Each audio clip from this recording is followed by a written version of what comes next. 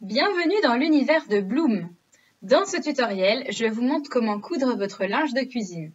Ensemble, nous allons monter une éponge lavable, un trio de couvercles élastiques, une manique, un sac à pain et un tablier. Avec ce kit débutant, vous pouvez faire vos premiers pas en couture. C'est parti! Pour réaliser le kit entier, il vous faudra 1,20 m de toile de coton unie ou imprimée dans une laisse de 140 cm. Vous pouvez également utiliser un mélange lin et coton pour davantage de résistance. Dans les deux cas, un grammage d'au minimum 150 g par mètre carré sera nécessaire.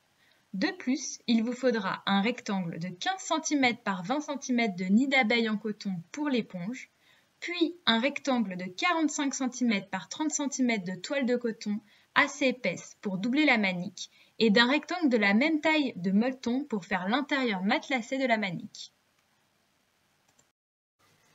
Au niveau des accessoires, vous aurez besoin de 70 cm d'élastique de 5 mm de largeur, de 1,40 m de ruban sergé en coton de 1 cm de largeur et de 2,50 m de ruban gros grain de 2 cm de largeur.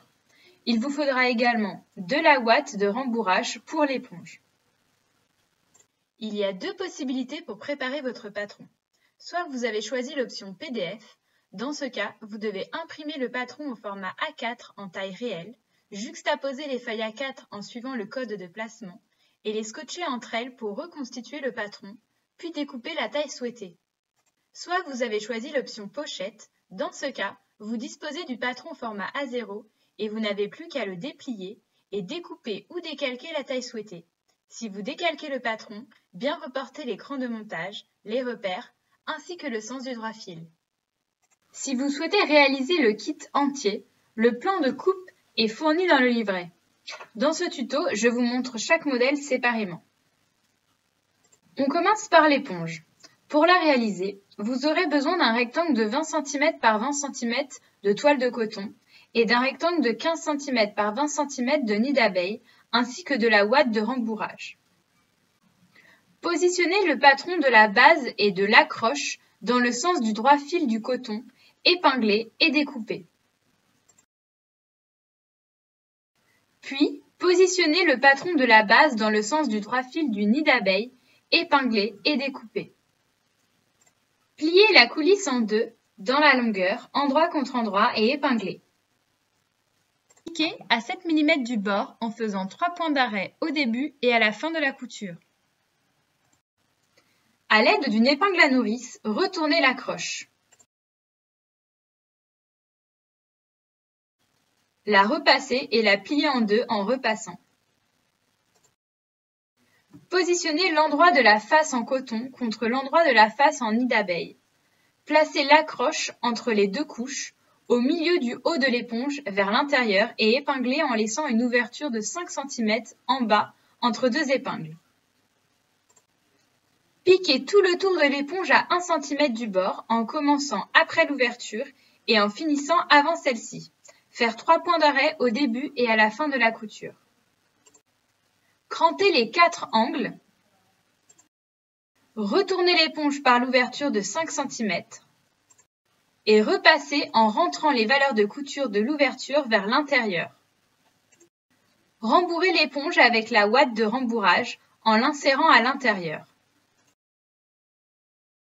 Pour fermer l'ouverture, vous pouvez la coudre à la main ou faire une piqûre à 3 mm du bord en faisant 3 points d'arrêt au début et à la fin de la couture. Votre éponge est terminée, prête pour la vaisselle. Ensuite, pour réaliser le trio de couvercles, vous aurez besoin d'un rectangle de 75 cm x 60 cm de coton et de 70 cm d'élastique de 5 mm de largeur. Pliez le rectangle de coton en deux. Positionnez les patrons des 3 couvercles, épinglez et découpez afin d'obtenir 2 épaisseurs de chaque couvercle. Positionnez les duos de couvercles endroit contre endroit et les épinglez en laissant une ouverture de 5 cm entre deux épingles. Piquez tout le tour des couvercles à 7 cm du bord en commençant après l'ouverture et en finissant avant celle-ci. Faire 3 points d'arrêt au début et à la fin de la couture. Crantez tout le tour et retournez les couvercles par l'ouverture de 5 cm. et repassez en rentrant les valeurs de couture de l'ouverture vers l'intérieur. Piquez tout le tour des couvercles sur l'endroit à 7 mm du bord en faisant 3 points d'arrêt au début et à la fin de la couture. À l'aide d'un passe-lacet, insérez les élastiques à l'intérieur des coulisses, les fermez par un petit nœud bien serré et les rentrez à l'intérieur de la coulisse. Pour fermer l'ouverture de la coulisse, vous pouvez la coudre à la main ou faire une piqûre à 3 mm du bord en faisant 3 points d'arrêt au début et à la fin de la couture. Vous n'avez plus qu'à placer vos couvercles sur tout type de bol, saladier ou bolinette. Pour réaliser le sac à pain, vous aurez besoin d'un rectangle de 40 cm par 70 cm de coton et de 1,40 m de ruban en serge de coton de 1 cm de largeur. Pliez le rectangle de coton en deux, positionnez le patron de la base dans le sens du droit fil du coton, épinglez et découpez pour avoir deux sacs.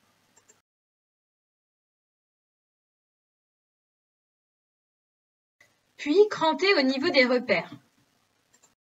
Positionnez les deux bases endroit contre endroit et épinglez.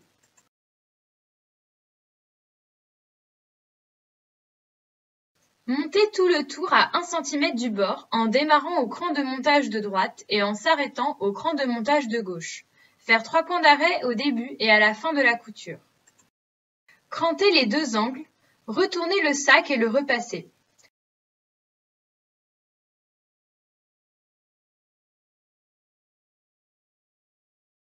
Puis, pliez les bords de la partie haute du sac vers l'intérieur en repassant. Pliez également le haut du sac de 2 cm en le repassant et repliez au niveau du cran de pli en le repassant également. Sur un des côtés du haut du sac, épinglez ces plis au niveau de la coulisse, tel un ourlet avec le repli à l'intérieur. Piquez à 6 cm du bord, puis à 4,5 cm du bord en faisant 3 points d'arrêt au début et à la fin de la couture afin d'obtenir une coulisse. Reproduire la même opération avec l'autre côté pour former la deuxième coulisse. Fermez les bords en haut du sac en piquant à 3 mm du bord en commençant en haut du sac et en s'arrêtant en haut de la coulisse. Ensuite, coupez le ruban en deux. Pliez les bouts de chaque ruban de 7 mm, puis les repliez de 7 mm et piquez à 5 mm pour finir les rubans proprement. À l'aide d'un passe-lacet ou d'une épingle à nourrice, introduire un premier ruban par la coulisse gauche du devant, le faire sortir à droite, puis le rentrer par la coulisse droite de derrière et le faire sortir à gauche. Reproduire la même chose avec le second ruban en commençant par la coulisse droite du devant et en finissant par la coulisse gauche de derrière, et nouez les rubans au bout afin de pouvoir les coulisser. Il ne vous reste plus qu'à glisser votre baguette dans votre sac à pain afin de mieux la conserver. Pour réaliser la manique, vous aurez besoin d'un rectangle de 45 cm par 35 cm de coton pour l'extérieur, d'un rectangle de 45 cm par 30 cm de toile de coton pour la doublure, et du même rectangle de molleton pour l'intérieur matelassé. Pliez le rectangle de coton en deux, positionnez le patron du gant et du biais dans le sens du droit fil du coton, épinglez et découpez.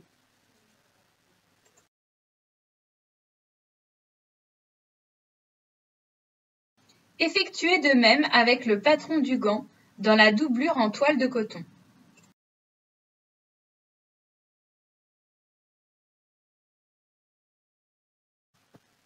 Et marquez les repères de montage sur l'endroit. Puis, pliez le rectangle de molleton en deux, positionnez le patron du gant, épinglez et découpez.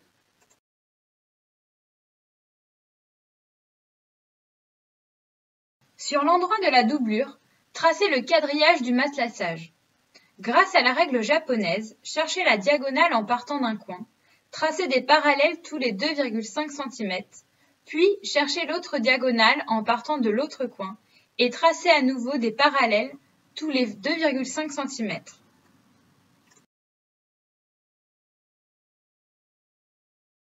Positionnez les gants en coton face envers vers le haut. Par-dessus, placez les couches de molleton, puis en dernier, placez les couches de doublure avec le quadrillage face endroit vers le haut et épinglez. Piquez les 3 épaisseurs sur le quadrillage préalablement tracé. Positionnez les 2 gants endroit contre endroit, c'est-à-dire les faces coton l'une contre l'autre. Sur l'envers, c'est-à-dire sur la doublure, piquez tout le tour du gant à 7 mm du bord en passant par le repère de montage et en laissant le bas du gant ouvert. Faire 3 points d'arrêt au début et à la fin de la couture. Crantez les arrondis, retournez le gant et le repassez. Pliez le biais en 2 dans la longueur et le repassez. Pliez chaque moitié en 2 à nouveau dans la longueur et repassez afin d'obtenir 4 épaisseurs.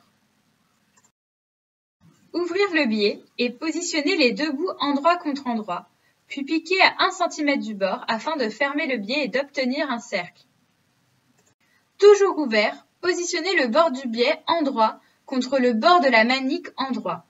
Placez un petit bout de ruban si vous souhaitez faire une accroche et épingler. Piquez tout le tour à 7 mm du bord en faisant 3 points d'arrêt au début et à la fin de la couture. Repliez le biais en positionnant l'endroit contre l'envers de la manique de telle sorte que le biais soit à cheval sur le bas de la manique. À nouveau, piquez tout le tour à 7 mm du bord en faisant 3 points d'arrêt au début et à la fin de la couture. Et votre manique est prête pour sortir vos plus beaux gâteaux du four. Pour réaliser le tablier, vous aurez besoin d'un rectangle de 95 cm par 1,10 m de coton et de 2,50 m de ruban gros grain de 2 cm de largeur.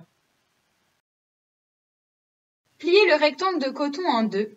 Positionnez le patron de la base du tablier au bord de la pliure, dans le sens du droit fil du coton.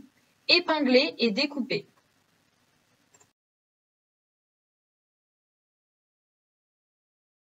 Crantez et placez les repères de la poche. Positionnez le patron de la poche dans le sens du droit fil du coton. Épinglez et découpez.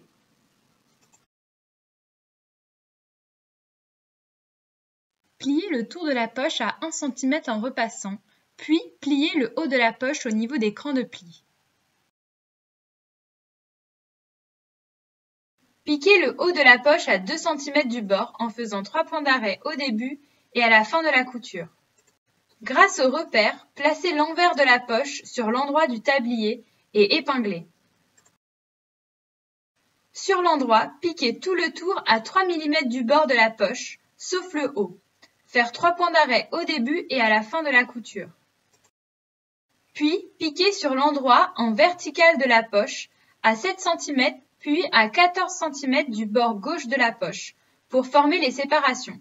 Faire 3 points d'arrêt au début et à la fin de la couture. Pliez les ourlets côtés de 1 cm vers l'envers en repassant. Repliez à nouveau vers l'envers de 2,5 cm en repassant et épinglez.